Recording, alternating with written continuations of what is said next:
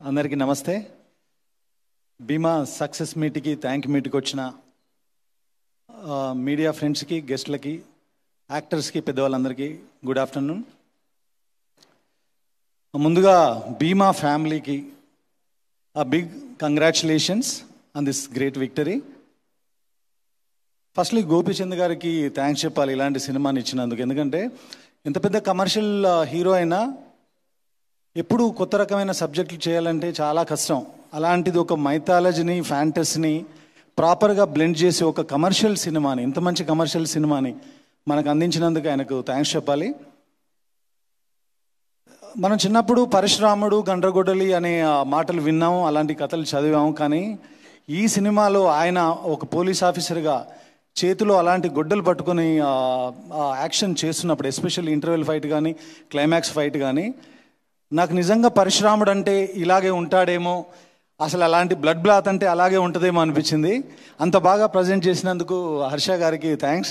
హర్ష గారు, సో అప్పుడు బెంగాల్ టైగర్ టైంలో రవి గారు చెప్పడంతో ఆయన కాంటాక్ట్ చేసి బెంగాల్ టైగర్లో 2 సాంగుల కోసం నేనే తీసుకొచ్చాను.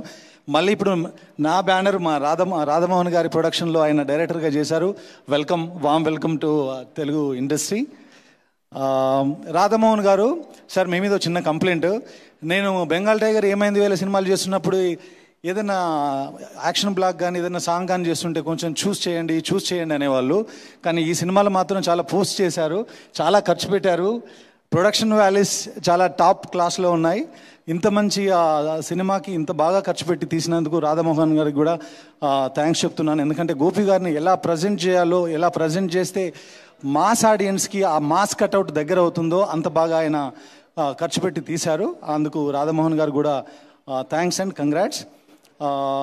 అలాగే శ్రీధర్ గారు ఈ కథను రాధమోహన్ గారికి చెప్పించకపోయి ఉంటే, అలాగే గోపీచంద్ గారికి చెప్పించకపోయి ఉంటే ఇలాంటి ఒక యాక్షన్ సినిమా మనందరికీ నచ్చే సినిమా వచ్చేది కాదు.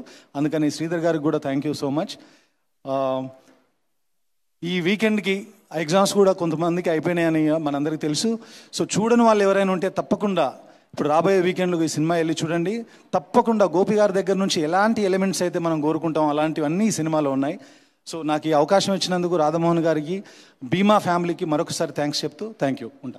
Thank you so much Sampath గారు ఫర్ యువర్ విషెస్.